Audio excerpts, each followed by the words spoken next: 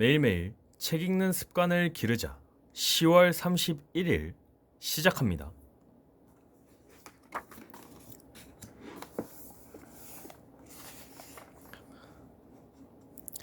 내가 더 힘들지. 요즘 얼마나 애쓰고 사니. 나에게 마음의 백신과도 같았던 마지막 말은 내가 아닌 타인에게 들었던 말이다. 선생님, 요즘 코로나 때문에 많이 힘드시죠? 손님 없어서 어떻게 해요? 우리 김 대표가 나보다 더 힘들지. 20명 넘는 직원들 월급 감당하느라 얼마나 힘들어. 안 봐도 다 알지. 평소에 존경하던 선생님의 한마디에 나는 울컥하고 말았다.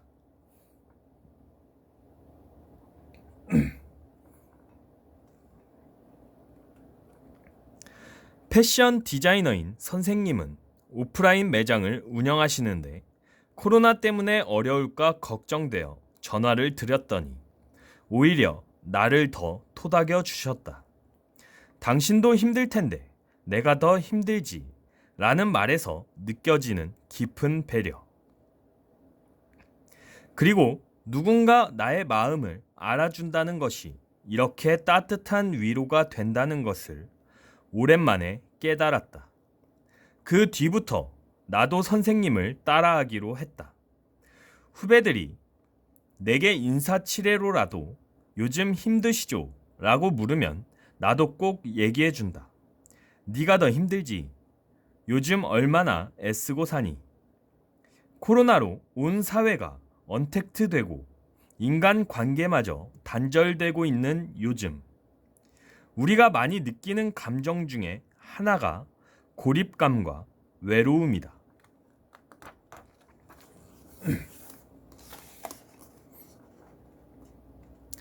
생존을 위해 서로를 격려하는 동안 우리는 그동안 너무나 중요했던 인간관계의 끝마저 조금씩 놓치고 있지는 않은가. 요즘 들어 나는 점점 걱정이 늘고 있다. 이전에는 여유 있게 서로에게 해줬던 네가 더 힘들지 같은 공감과 배려의 말들 대신에 각박한 의심과 비난의 말들이 우리를 가슴 아프게 하는 경우가 많다. 얼마 전 뉴스를 보다가 한 20대 직장인의 인터뷰를 보게 됐다. 확진 판정을 받고 치료 후 퇴원을 했는데 직장에 돌아가면 사람들이 저를 피할까봐 솔직히 겁이 납니다. 코로나 바이러스는 높은 감염률 때문에 누구라도 언제든 감염될 수 있다.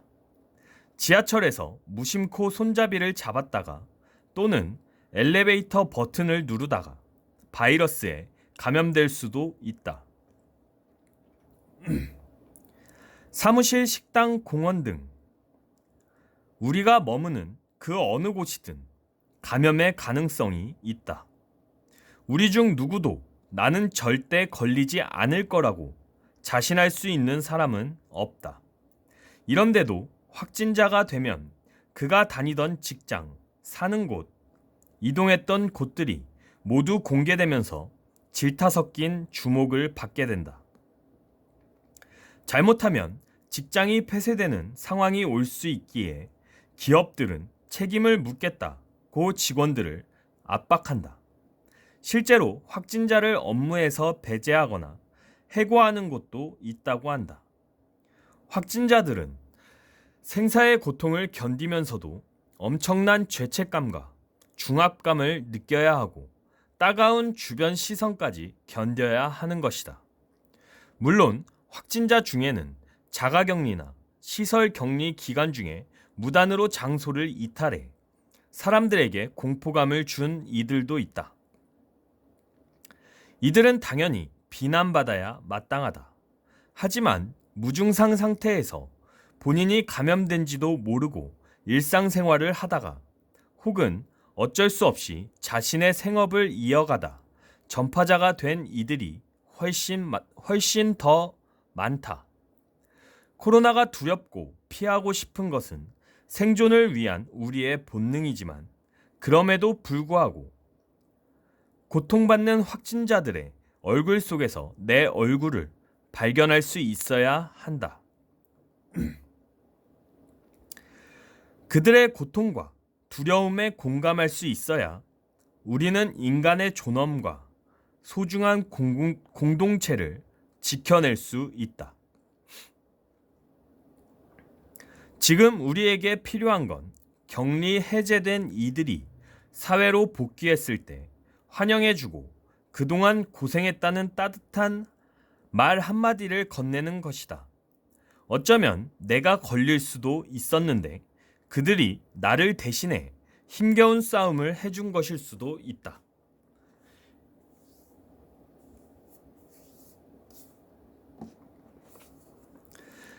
이런 사회적인 공감과 위로,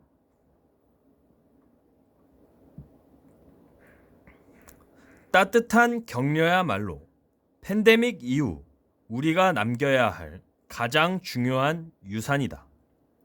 우리뿐만 아니라 다음 세대인 아이들에게 남겨줘야 할 가장 중요한 정신적 유산이다. 최근 등교가 재개된다는 소식에 나는 걱정이 앞섰다. 어른들도 서로를 향해 불신과 비난을 서슴지 않는데 아이들은 어떨까? 만약 아이들 중에 확진자가 나오면 또래 집단에서 왕따를 당하지 않을까? 그러면 그 아이는 얼마나 상처를 받고 평생 괴로움 속에서 살아갈까? 만약 이런 상황에서 성장한 아이들이 몇 년 후 다시 같은 상황을 마주했을 때 어떤 마음일까?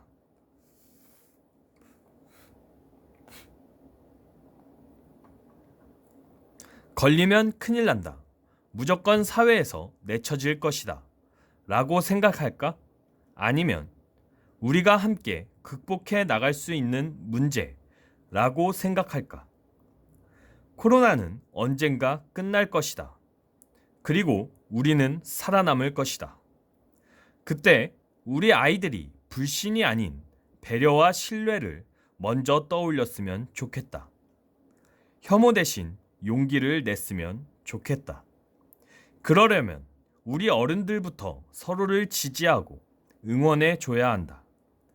코로나라는 재난 앞에서도 내가 더 힘들지 않느냐는 따뜻한 말 한마디를 해줄 수 있었으면 좋겠다. 물리적 생존만큼이나 중요한 것이 바로 관계의 생존, 신뢰의 생존이다.